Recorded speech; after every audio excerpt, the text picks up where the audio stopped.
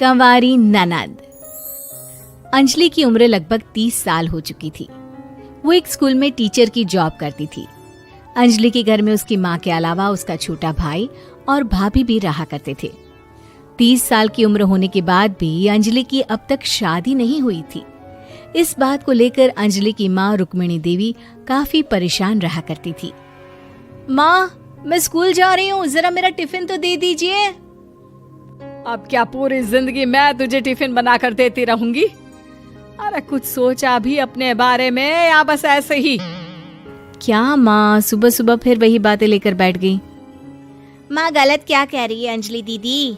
इतनी उम्र हो चुकी है आपकी, माँ कब तक आपकी सेवा करती रहेंगी? भाभी, मैंने माँ को कब कहा कि मेरी सेवा करो? वैसे भी अपना टिफिन मैं खुद तैयार कर लेती हूँ, बस टेबल से उठाकर देने को ही तो कहा था। वैसे अंजलि दीदी, देखा जाए तो टिफिन उठाकर देने की उम्र तो आपकी है। आपका अपना घर परिवार बच्चे होते तो ये जिम्मेदारी आज आप पूरी कर रही होती। एक बात मेरी समझ में नहीं आती, अगर मेरी शादी नहीं हुई तो इसमें मेरी क्या गलती है और तुम सब लोग मेरे पीछे क्यों पड़े रहते हो? अरे कुछ कहना क्या पीछे पड़े रहना होता है? अपने छोटे भाई को देख, तुझसे 3 साल छोटा है लेकिन 2 बच्चे खेल रहे हैं आंगन में। मुझे आप लोगों की कोई बात नहीं सुननी, जा रही हूँ मैं। और आप में से किसी को मेरा कोई काम करने की जरूरत नहीं है, मैं खुद संभाल लूंगी। इतना कहकर अंजलि वहां से चली जाती है। शाम को जब अंजलि अपने स्कूल से लौटकर घर वापस आती है तो उसने देखा कि पड़ोस वाली निर्मला चाची वहां पर बैठी हुई थी। क्या बात है अंजलि बिटिया, नौकरी करके वापस आ गई? जी चाची जी, कैसी हैं आप? मैं तो ठीक हूँ बेटा, तुम बताओ शादी के बारे में कुछ सोचा या नहीं? अरे रहने दीजिए ना, इससे तो शादी की बात करना ही बेकार है। कुछ भी कहो तो गुस्सा करती है, बात बात पर आंखें दिखाती है। माँ, आप ऐसा क्यों कह रही है? मैंने कब आप पर गुस्सा किया? अरे अंजलि बेटा, तुम्हारी माँ ठीक ही तो कहती है। 30 की होने आई हो, अब तुम्हें भी शादी वादी कर लेनी चाहिए। चाची जी, आप तो ऐसे कह रही हैं जैसे शादी करने से मैंने मना किया हो। रहने दीजिए निर्मला चाची, हमारी अंजलि दीदी को अभी तक उनकी पसंद का दूल्हा नहीं मिला ना, इसीलिए वो शादी नहीं कर रही। भाभी, ऐसी कोई बात नहीं है। अरे तो फिर क्या बात है? तुम्हारी माँ ने तुम्हारे लिए इतने रिश्ते ढूंढे लेकिन तुम्हें कोई पसंद ही नहीं आता। क्या है ना चाची जी, हमारी ननद रानी नौकरी जो करती है ऐसे ही थोड़ी ना किसी को पसंद कर लेंगी।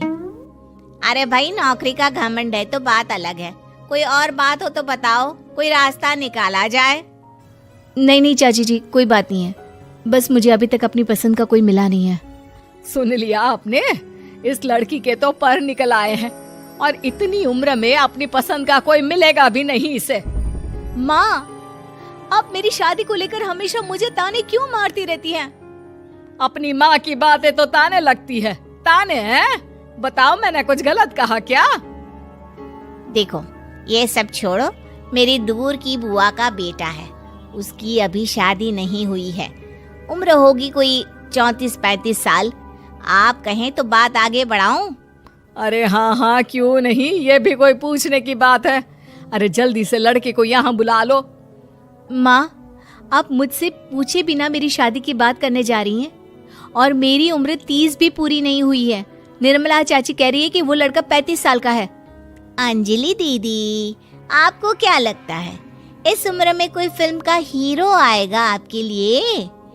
देखिए, अब पसंद और नापसंद की बात तो रहने दीजिए, पसंद करने की उम्र तो आपकी निकल चुकी।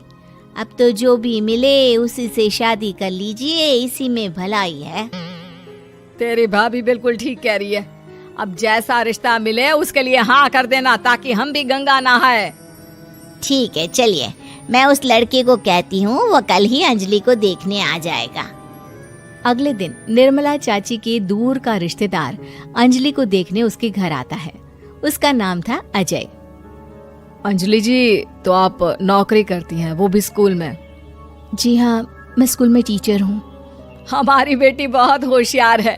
अरे पढ़ने लिखने में इतनी होशियार है, इसीलिए तो इसकी नौकरी लगी है स्कूल में। हाँ हाँ ठीक है आंटी जी, जरा मुझे भी तो बात करने दीजिए आपकी बेटी से। जी पूछिए ना, क्या पूछना चाहते हैं?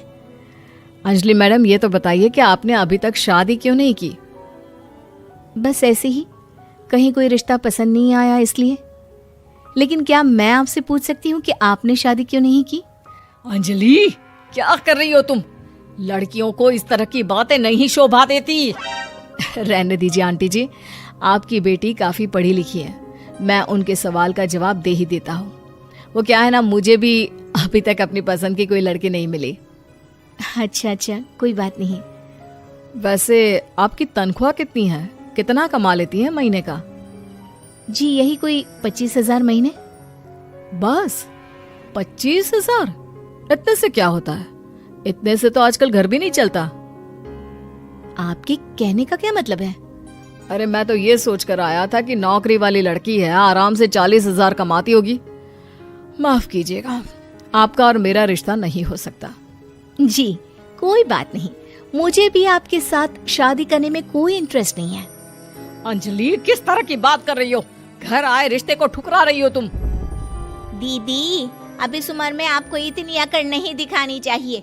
अच्छा खासा रिश्ता हाथ से निकल गया, कहीं ऐसा ना हो कि जिंदगी भर कुंवारी ही रह जाओ आप।